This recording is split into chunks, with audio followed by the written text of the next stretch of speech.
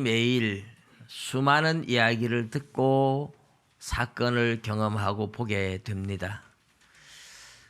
근데 제가 작년에 어느 신문에서 이렇게 인터넷 뉴스에서 봤는데 어떤 미국의 한 여자분이 그 수많은 경험들을 하나도 잊어버리지 않고 다 기억을 하고 있대요. 근데 우리 잊어버리는 것을 망각의 은사라 이러죠. 잘 잊어버리는 것도 감사하다니까요. 그런데 말씀은 잘 안 잊어버려야 되는데 설교는 듣고 돌아서서 나가면서 오늘 무슨 설교했지요? 이러면 벌써 다 까먹고 없어요. 여러분 오늘은 그러지 마십시오. 망각의 은사. 근데 그 뉴스에 나오는 여인이 어릴 때부터 모든 기억이 너무너무 생생하게 떠올라서 괴로워서 못 견디는, 기억이 다 나면요, 상처받은 기억 이런 것들도 그렇고 막 다 나면 너무 힘들지요. 그분은 그런 아주 특이한 케이스로 뉴스에 나왔는데 기억들이 다 나서 너무 괴로워하는 모습을 보았습니다. 우리는 수많은 내용들을 보고 듣고 경험하지만 이것을 거의 단기 기억이라고 해서 짧게 기억하다가 잊어버리죠. 오래도록 기억하는 장기 기억들, 이것은 아주 진한 감동을 받거나 여러 번 반복하거나, 그래서 단어를 한번 외우는데 그 단어를 한 번, 두 번 보고 외웠다 하지만은 얼마간 잊어버리잖아요. 10번, 20번, 막 100번씩 반복해서 그렇게 해놓으면 오래도록 잊어버리지 않은 장기 기억이 되는 거죠. 교육의 최고는 반복 학습이라 그럽니다. 그런데 이렇게 기억을 오래도록 하는 장기 기억조차도 평소에는 전의식 또는 무의식 속에 들어가 있어서 생각 안 하고 살죠. 그죠? 어떤 사건이 딱 만나면 그때 그랬지 하고 기억이 나는 겁니다. 근데 사람은 우리 속담에 원수는 돌에 새기고 은혜는 물에 새긴다 이런 말이 있잖아요. 그래서 상처 입은 것은 절대로 안 잊어버리고 막 돌에 새기듯이 기억하고, 은혜 받은 것은 너무 잘 잊어버리는 거예요. 저 사람이 나한테 베푼 은혜가 고마운데 너무 잘 잊어버려요. 아주 진한 은혜도 아주 진한 감동을 받으면 꽤 오래 기억할지 모르겠지만 대체적으로 잘 잊어버립니다. 근데 성경을 안 잊어버리면 좋겠는데 성경도 잊어버리는 것도 은혜인가 봐요. 그죠? 제가 설교했던 거 다 기억하고 있다가 제가 또 설교를 하면 목사님 저거 몇 년도 몇째 주에 저 설교했었는데 그때 하고 똑같네 이런다든지 이러면 목사님들이 설교하기 참 힘들 텐데, 항상 물어보면 전혀 처음 대하듯이 제가 반복해도 전혀 모르는 걸 보면 말씀도 잘 잊어버리는 것도 꽤 은혜인가 보다 이런 생각이 들 때가 있습니다. 근데 여러분, 우리가 성경을 읽거나 설교를 듣거나 할 때 대체적으로 그냥 잘 잊어버리는데 어떤 내용은 성경을 읽거나 들었을 때 어떤 내용은 굉장히 오래 가도 잊혀지지 않는 게 있어요. 부흥회 같은 데 가서 은혜를 듬뿍 받잖아요. 그 말씀은 평생 동안 안 잊혀지는 거죠. 그래서 다른 사람의 설교를 보고 이렇게 제가 설교를 한다, 다른 사람의 설교를 뺏겨서 한다 이러면 설교해놓고 제가 다 잊어버립니다. 설교해놓고 남의 설교 보고 뺏겨서 했으니까 저도 금방 잊어버려요. 그런데 거의 저는 대체적으로 30년 가까이 원고 없이 설교를 하지만 다른 사람의 걸 이렇게 뺏겨서 하는 게 아니고 내가 은혜를 받고 설교를 하는 게 거의 대부분이라서 제가 은혜를 받은 건 안 잊혀져요. 신기하게 성경을 이렇게 막 은혜 받았던 것, 그 은혜 받은 본문들을 가지고만 계속 이야기를 하라 그래도 원고 없이 한 달 내도록 설교를 해도 1년 내도록 설교를 해도 설교를 할 수 있을 것 같아요. 이제 은혜 받은 것들은 잘 안 잊혀진다는 거죠. 그런데 씨 뿌리는 비유, 오늘 우리 있는 이 씨 뿌리는 비유는 제가 교회에 고등학교 1학년 때 제일 처음 교회에 나가서 들었던 말씀이에요. 그때는 뭐 제가 기억력이 좋아서도 아니고 뭐 성경을 알아서도 아니고 아무것도 아닌데 이 말씀이 잊혀지질 않는 거예요. 고등학교 1학년 때 교회 조금 다니다가 그다음에 저희 교회를 안 다녔어요. 고등학교 2학년 때 술, 담배 배워가지고 학교 울타리 타놓고 가서 그때는 이렇게 썬하는 담배 100원짜리 있었거든요.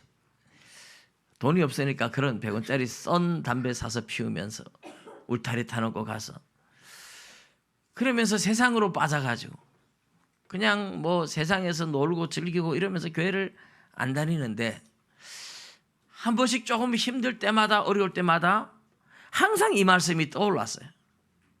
어떻게 떠올랐을까요? 사람의 마음이 네 가지가 있는데 길가와 같은 마음밭, 돌밭, 가시밭은 천국 못 간다. 옥토밭이 돼야 천국 간다. 제가 그렇게 설교를 들은 기억이 나요. 그래서 나도 언젠가는 옥토가 돼야 돼. 언젠간 예수 잘 믿고 언젠간 옥토가 돼서 천국 가야 돼. 그 생각이 계속 떠오르는 거예요. 그래서 제가 구미 제1교회를 처음 나갔었는데 술을 많이 먹어도 또 그 생각이 떠올라요. 한 번은 술을 잔뜩 먹고 밤 11시 가까이 되었나 그 교회를 찾아갔어요. 그 생각이 나니까 예수 잘 믿어야 되겠다. 교회 가서 기도해야 되겠다. 막 가는데 교회 사찰 집사님인가 교회 문을 탁 닫고 계셨어요. 제가 내가 기도하러 가야 된다고 이러니까 문을 열어주셨어요. 문을 열어주시는데 저는 냄새를 못 맡지만 그분은 저한테 술 냄새를 참 많이 안 맡았겠나. 참 그때 생각하면 부끄럽죠. 그래서 예배당 양쪽에 의자가 있고 가운데 통로가 있는데 지때는 예수 잘 믿어야 천국 가니까 옥토가 돼야 되니까 이래 생각하고 예배당 한가운데 탁 가가지고 앞에 가서 술 먹고 왔으니 너무 하나님 앞에 죄송하기도 하고 컴컴한데 무릎을 꿇고 기도를 하려고 탁 하는 중간에 세상에 이쪽 벽에도 뭔가 막 괴물이 있는 것 같고 저쪽 벽에도 귀신이 한 마리 있는 것 같고 얼마나 무서운지 놀래가지고 후다닥 뛰어서 얼른 도망을 나왔습니다. 그리고 몇 년을 또 교회를 못 나갔어요. 참 제가 기도를 하려고 하니까 마귀가 그렇게 무서움을 줘가지고 기도를 못하게 하나님 앞에 나가 기도하면 은혜 받을까 봐 마귀가 못하게 막는 방법이 그 두려움인 거죠. 근데 그 이후에도 저는 항상 이 생각이 났어요. 내가 조금 힘들 때라든지 객길로 가면서도 늘 내 마음은 언젠가 옥토가 돼야 되는데 언젠가 내가 예수 잘 믿어야 되는데 지금은 내가 세상 유혹에 빠져 살지만 언젠간 옥토가 돼야 되는데 이 생각이 늘 있었어요. 그러다가 어느 날 하나님이 찾아오셔서 결단하게 만들고 제가 진짜 이제 예수님을 제대로 믿기 시작하고 그랬던 그 경험들이 있어서 제가 이 씨 뿌리는 비유 본문만 대하면 항상 그때 기억들이 나요. 여러분 중에서도 하나님 말씀을 들었는데 이 말씀이 세월이 지나가도 잊혀지지 않고 늘 기억이 나고 늘 생각이 난다 이러면 그 말씀은 성령님께서 특별히 찾아오셔서 말씀해 주신 줄로 믿으시기 바랍니다. 제가 처음 교회 나갔을 때 성령님이 찾아오신 거잖아요.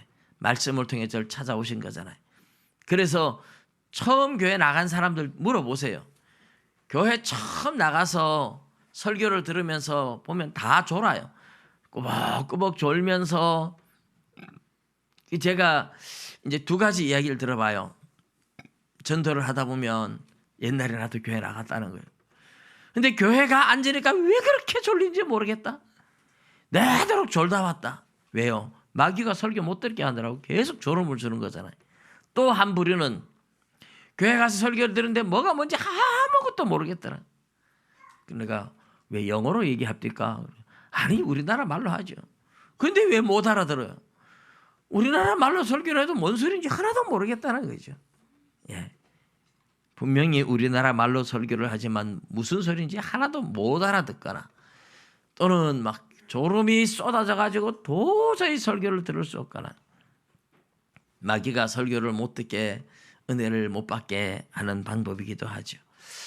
오늘 우리 이 본문에 나오는 내용은 그래서 제가 너무 깊게 기억에 남았던 거고 그래서 설교를 할 때마다 제가 사람들 속에 이 말씀이 들어가서 나도 옥토가 돼야 되는데 나도 옥토가 돼서 언젠간 예수를 잘 믿어야 되는데 제대로 믿어야 되는데 이런 마음이 꼭 마음을 지배하게 해달라고 제가 기도를 참 많이 합니다. 네, 오늘 본문의 내용은 이런 거죠. 예수님께서 바닷가에서 사람들이 너무 많이 이제 몰려오니까 작은 배에 올라가서 바다에서 살짝 띄우고 해변가에 사람들이 쭉 앉아 있습니다. 예수님이 거기서 여러 가지 비유로 설교를 하세요. 근데 그 비유 중에 이제 씨 뿌리는 비유 이게 이제 제일 유명한 비유죠. 예수님께서 그 많은 사람들 앞에 설교를 합니다. 씨를 뿌리는 농부가 나가서 씨를 뿌리는데 덜어는 길가에 떨어지니까 새들이 와서 씨앗을 얼른 먹어버렸다. 덜어는 돌밭에 떨어지니까 뿌리를 내리지만은 밑에 돌들이 꽉 차 있으니까 뿌리를 깊이 내리지 못해가지고 해가 뜰 때에 타서 말라서 다 죽어버렸다. 싹은 분명히 났는데 그죠? 싹은 났는데 싹이 나고 잘 자랄 것 같은데 해가 뜨니까 그만 다 죽어버리고 세 번째는 가시나무 떨기들이 있는 막 이 가시나무 밭에 떨어졌는데 뿌리도 내리고 잘 자라는데 이 가시들이 항상 더 잘 자라거든요. 가시들은 왜 그렇게 잘 자라는지 몰라요. 시골에 가서 이렇게 산에나 이런 데 보면요. 떨기나무, 가시나무 이런 거 보면요. 얼마나 잘 자라는지 몰라요. 곡식 요만큼 자랄 때 가시나무 덩그로 막 이만큼 자라버려요. 그래서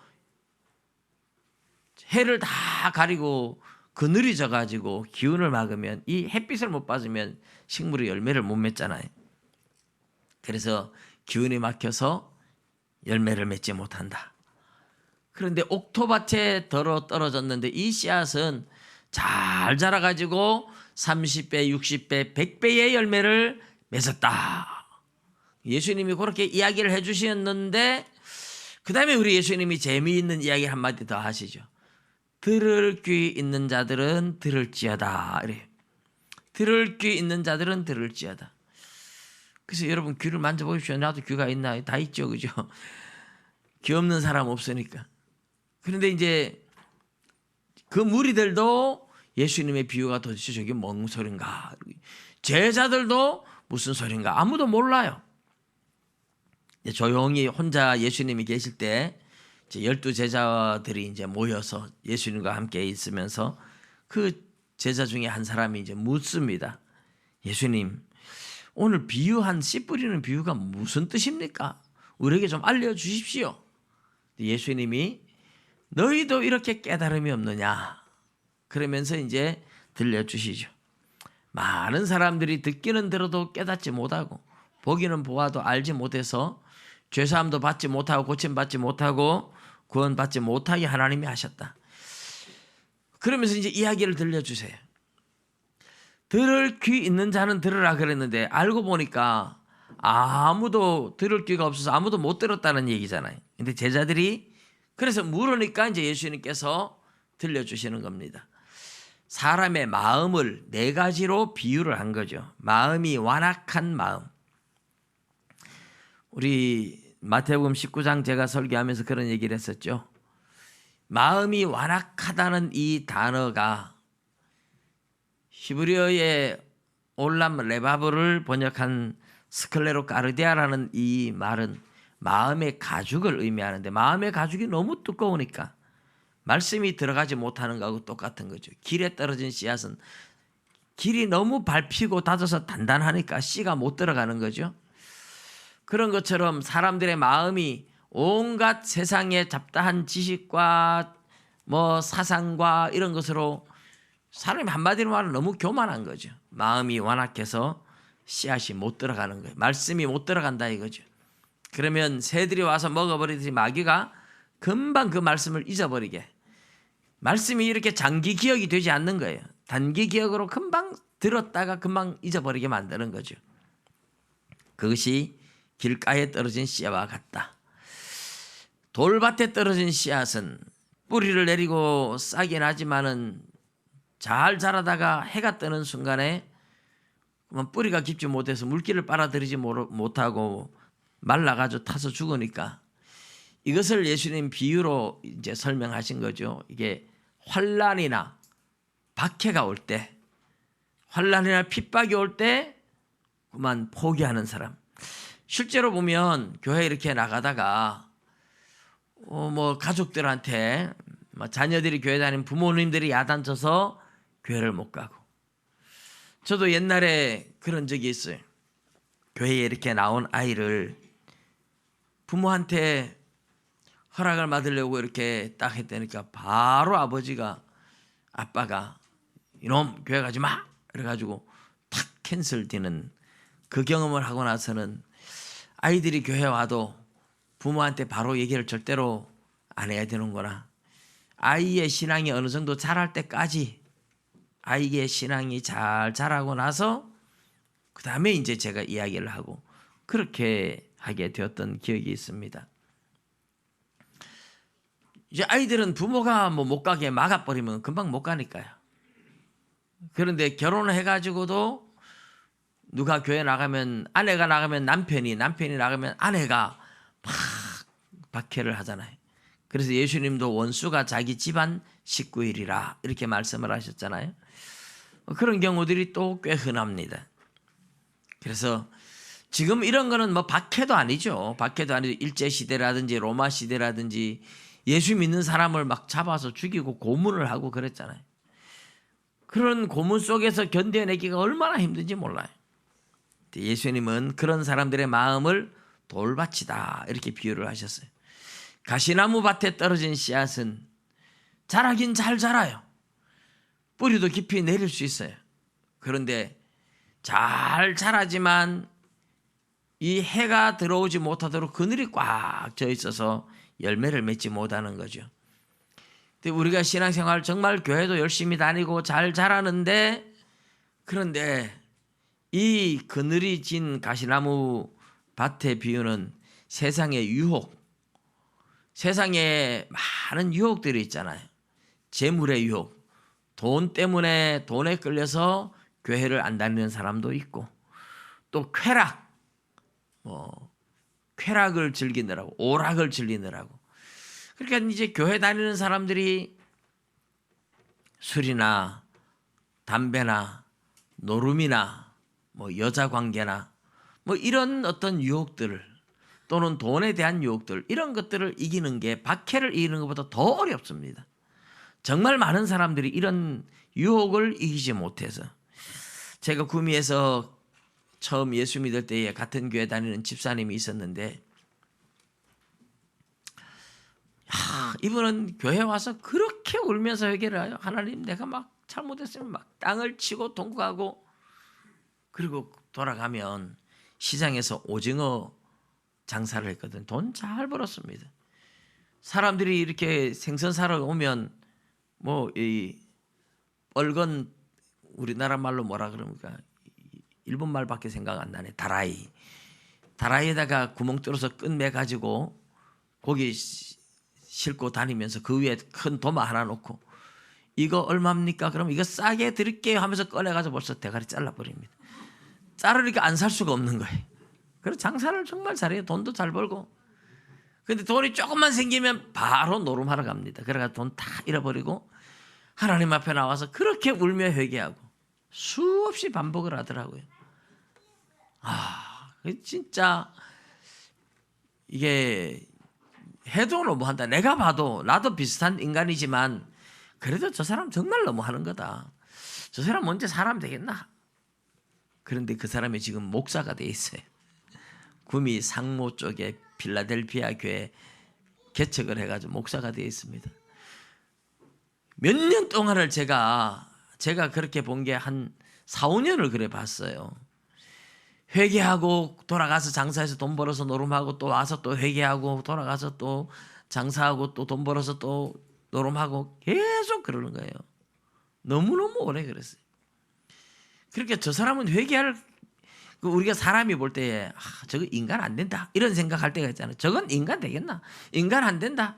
가능성이 안 보인다. 이런 사람이 있잖아요. 그런데 그런 사람도 변하더라니까요. 목사가 돼 있어요. 믿습니까? 가능성이 있다니까요. 하나님이 하시면. 그런데 그런 마음을 뭐라고요? 가시밭이다. 옥토밭은 말씀을 잘 들어서 우리 예수님이 그래서 너희의 마음이 완악하기 때문에 스클레로 까르데 마음 가죽이 너무 두꺼워서 안 된다는 거예요. 그러나 어린아이는 마음의 가죽이 두껍질 않아요. 말씀이 들어오면 잘 받아들이고 믿고 실천하고 순종해서 성령의 열매 주렁주렁 열려서 그래서 구원을 받는 거죠. 30배, 60배, 100배 열매 맺는다. 이게 이제 오늘 본문의 내용인데 이 내용 중에 예수님이 제자들한테 들려주기 전에 그 무리한테 말하고서 들을 귀 있는 자는 들을지어다 이랬잖아요. 근데 제자들이 들을 귀가 없었는데 예수님이 해석을 해줌으로써 이제 들었잖아요. 그러니까 이 귀가 성경에서 이 귀라는 단어가 우리 육신의 귀를 말하기도 하지만 하나님의 영음을 들을 수 있는 영의 귀도 있지만 오늘 본문에서 이야기하고 있는 이야기는 인지적인 귀를 말합니다. 깨달음을 말하는 겁니다. 깨달음. 불교에서 부처라고 이렇게 말을 하잖아요. 석가모니가 부처다. 누구도 부처다. 이 부처라는 말이 깨달은 자 이런 뜻이거든요. 각성자라는 뜻이에요. 근데 사실 석가모니는 깨달았다고 부처라고 불렀는데도 죽을 때까지 깨닫지 못한 세 가지가 있었잖아요. 무연중생은 제도불능이고 업보중생은 제도불능이고 삼세중생은 제도불능이라 해서 인연이 없는 사람을 가르칠 수 없고 죄 문제, 업보 문제를 해결할 수가 없고 과거, 현재, 미래, 전생이 있는지 내세가 있는지 나는 그런 거 도저히 깨달을 수가 없다. 알 수가 없다. 석가모니도 깨닫지 못한 것이 세 가지 있으니 그 진짜 부처가 아니죠. 따지고 보면. 그런데 예수님이 들려주는 하나님의 말씀을 들으면서 깨달아지는 이게 이제 들을 귀가 있다 이렇게 말을 하는 거예요. 여러분 이 혼자서도 성경을 읽다가 평소에 모르다가 이게 오늘날 다 깨달아지면 너무 기쁘지 않나요? 말씀을 내가 혼자 읽고 묵상하다 깨달아지면 너무너무 기뻐서 때로는 막 감사하고 감격하고 막 울기도 하고 막 춤추기도 하거든요. 말씀에 대한 깨달음이 그래요. 너무너무 기뻐요. 그런데 이제 내가 혼자서 읽을 때 깨달아지는 것도 그렇게 감사하고 설교를 이렇게 들을 때도 설교를 통해서 저게 바로 나를 두고 하는 말씀이구나. 뭔가 이런 깨달음이 올 때는 특별히 성령님께서 그 사람 개인에게 지금 말씀하시는 때인 줄 믿으시기 바랍니다. 제가 시골교회 가니까 우리 교회 바로 앞에 김순희 집사님이라고 아주 신앙생활 열심히 하시는 분이 있었는데 어느 날 저한테 찾아왔어요. 그래가지고 하시는 말씀이 목사님 내가 목사님한테 물어보고 싶은 게 있었는데 물어본다 하면서 자꾸 까먹고 못 물어봤는데 오늘 내가 설교를 듣다가 답을 찾았어요. 설교를 듣다가 답을 찾았어요. 그 제가 궁금해서 도대체 그게 뭡니까? 그러니까 천국 지옥에 대해서 자기는 있는 줄 몰랐대. 전임자 목사님이 설교할 때마다 예수 믿고 복 받으라고만 했지 천국 지옥을 안 가르쳐 줬는데 진짜 있는 건지 없는 건지 몰랐대. 근데 제 설교를 듣고서야 진짜 있구나 하고 알았다는 거예요. 근데 사실 저는 설교를 하고 나서 그렇게 이야기하는 소리를 많이 들었습니다. 용산교회 지금은 나가신 분이지만은 장로님 한 분도 제가 집회를 하는데 제 설교를 듣고 궁금한 거 다 답을 얻었다고 이렇게. 궁금한 게 되게 많았는데 답을 다 얻었다고. 많은 사람들이 저한테 설교를 듣다가 답을 얻었다고 그런 얘기를 하세요. 그러니까 하나님의 말씀을 통해서 하나님이 우리에게 깨달음을 주니까 답을 얻는 거 아닙니까? 이 답을 얻을 때 그게 이제 성령님께서 우리에게 말씀하시는 거예요. 그래서 이 하나님의 말씀을 통해서 깨달음을 얻는 이것을 지금 예수님은 귀라고 들을 귀 있는 자는 들을지어다 이랬어요. 그런데 말씀을 들으면서 깨달을 수 있는 사람이 아무도 없었습니다. 그러면 들을 귀가 없는 거잖아요. 제자들은 들을 귀가 있었나요? 제자들도 없어요. 그런데 여러분, 사람이 스스로 깨달을 수 있는 사람이 아무도 없거든요. 하나님의 말씀을 들으면서 원래 들을 귀가 있어서 들리는 사람은 아무도 없어요.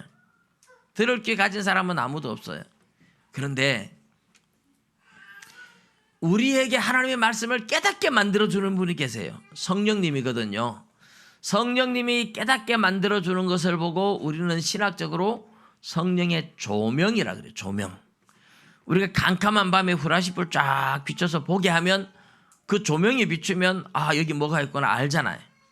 후라시불 비춰주는 거 이런 걸 보고 조명이라고 하는데, 성령님이 우리가 성경을 읽을 때나 설교를 들을 때에 아 하고 답을 찾고 깨닫게 되는 것을 성령의 조명 이렇게 부릅니다. 그런데 지금 예수님은 제자들한테 예수님이 설명을 해주고 계세요. 예수님이 설명해 준다는 말은 뭐예요? 성령님의 역할을 예수님이 하고 계신다 이런 뜻이죠. 성령님의 역할을 예수님이 한다.